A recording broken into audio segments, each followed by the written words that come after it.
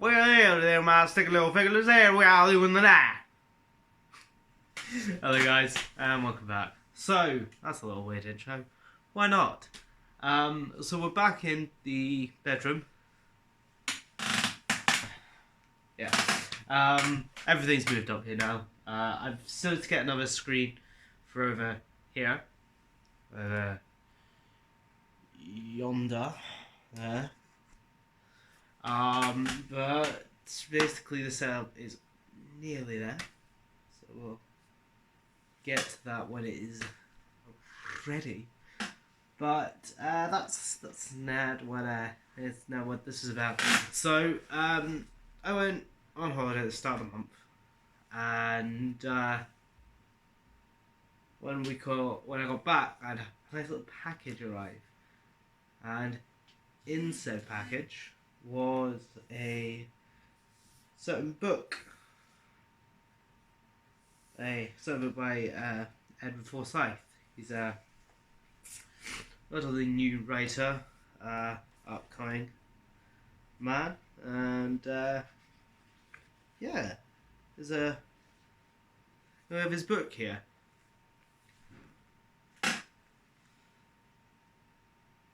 The Tales from Bodega.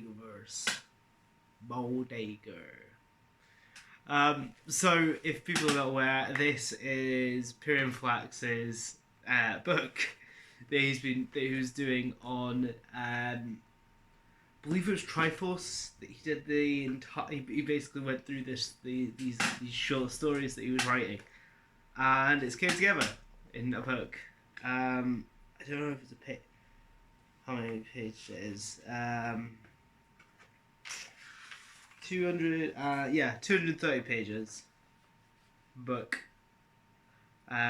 all split up into a certain amount. So part unos, dos, tres, cuatro, cinco, seis, siete, ocho, diez, once, dos, tres, cuatro, quiz, 16, 17, 18, yeah.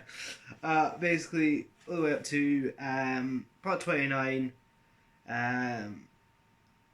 Jubala's World, Into Ceremony, 01, and The Bloody End. So, what I'm going to do is, I'm going to read, yeah, I know, really weird, isn't it? I'm going to read the first bit of it, and then I'm just going to go and read part uno. In fairness, I probably, if you guys want, do the entire book, and I will set up some sort of voices for it, because there is loads of voices in it, but the main one is Bodega. Now he is a son boy. So we're gonna go and do some voice for all of it, and the little introduction bit is it's basically it's Pflax little intro. I'm not gonna do Pflax. I can't do Pflax. Pflax is a unique man, so I'm just going to read that bit out normally. Okay, so just need to put this out here as a start. I'm not very good at slate reading stuff. I will trip up. You guys saw this when I did the Overwatch stuff.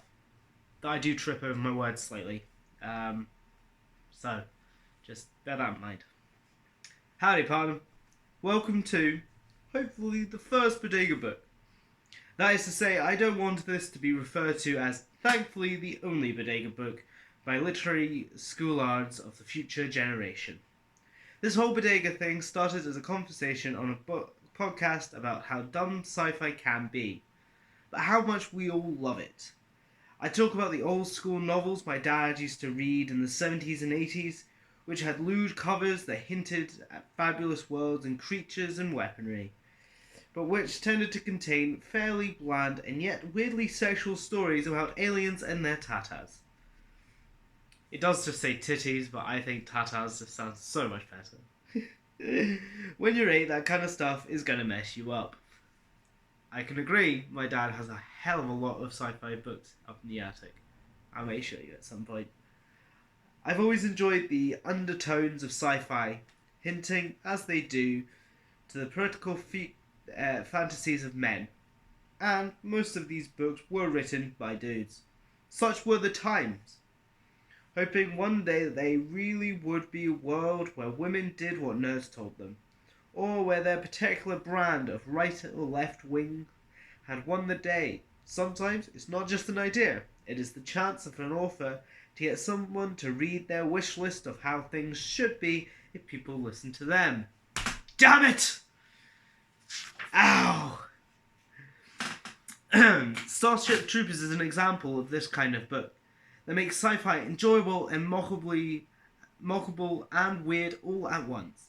It's thrilling and bonkers, and if you read it in a certain way, it kind of feels like fascism is maybe not such a bad idea if you're attacking giant insects.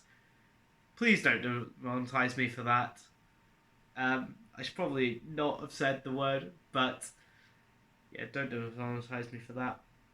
At no point do I feel like the author is optioning on a second level here. It is just his thoughts on page, and basically kids these days need to join the army to learn a thing or two.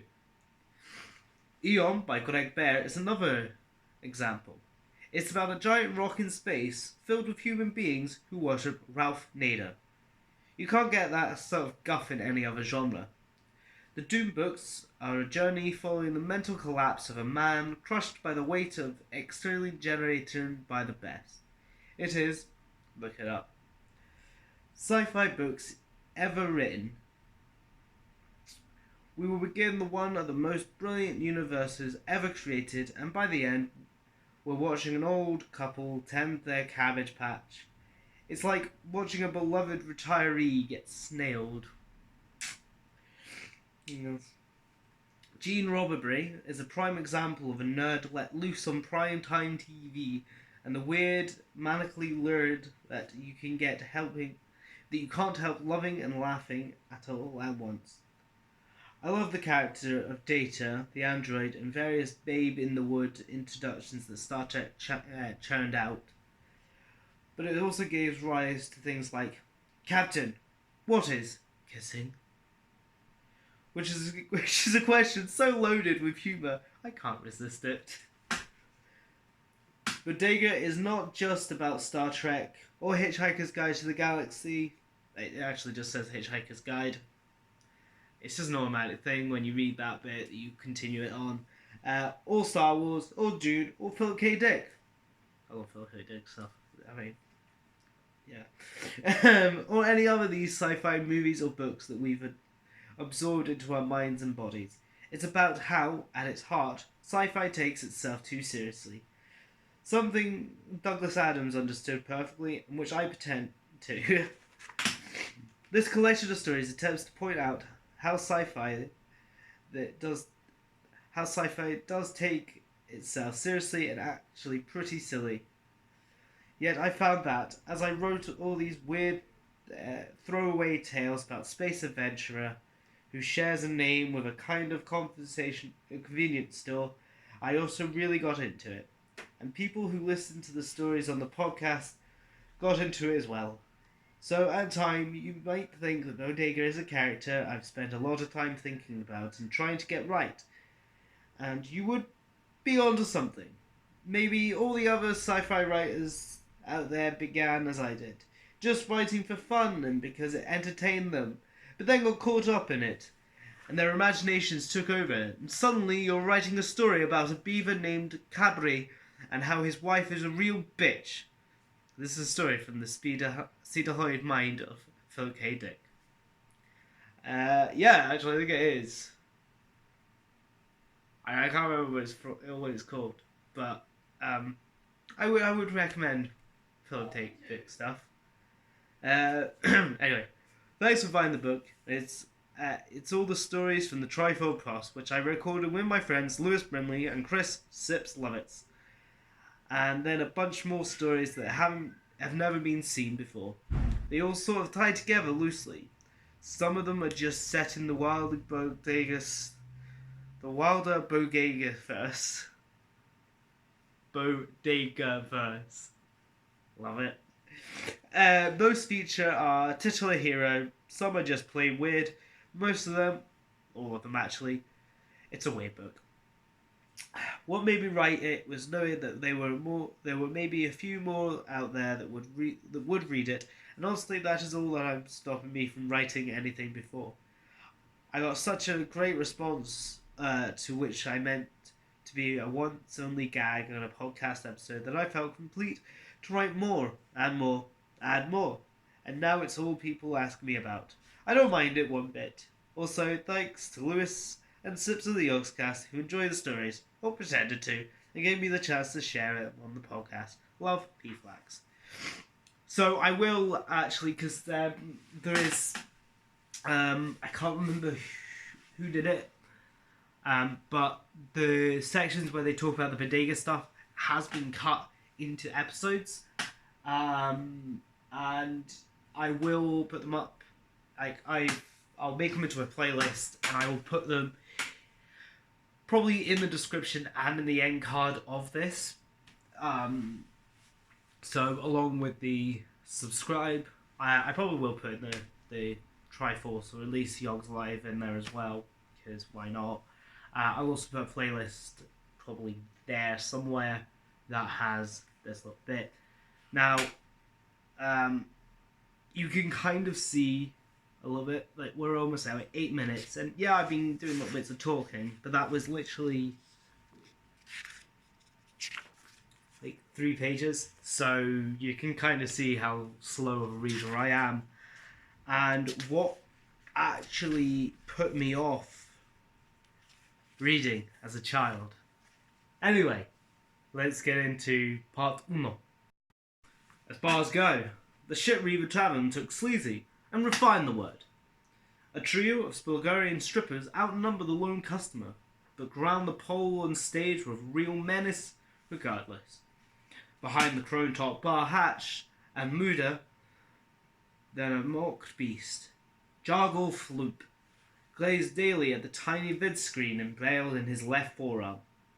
An empty glass slid down the bar, and with a horned reflex unique to a veteran bartender, Floop caught it and filled it, returning it with gusto without glancing up. It was the 5th pint of ale the human in the corner had swigged, but it was 5 times the business Floop had had the previous night, so he was not complaining. After a spell, the melodic was broken. When the front door creaked open, Floop saw 4 figures in desert cloaks, dust masks fastened across their face. Scanning the room from the doorway, their eyes settled on the human ale swigger at the far end of the bar. They broke formation. 2 sat at the table either side of the door. 1 sat away behind the ale swigger, and the 4th approached the bar with the cockiness of a crow slother. "Barkeep! 1 beverage, lady's choice," said the burly and purple, nodding towards one of the Solarians, who was taking a break from swinging her big old titties. "Give him 2 single fuckwash then, Floop," she slurred. Floop grinned and poured the black liquor into a traditionally Pflax drinking vase, and gently pushed it towards the man. Leaning in close, the stranger peeled back his face mask to reveal a row after row of razor-sharp, off-world combat teeth.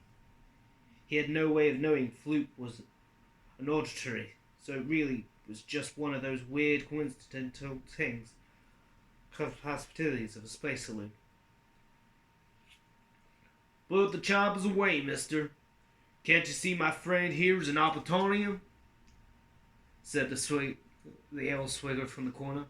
Floop looked up, stunned. How could this guy know that he was an auditophobia? Unless...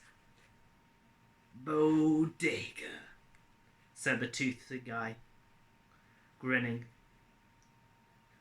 "It is you, Bodega," said Floop, turning. He had not recognized the old compatriot and cursed him for it.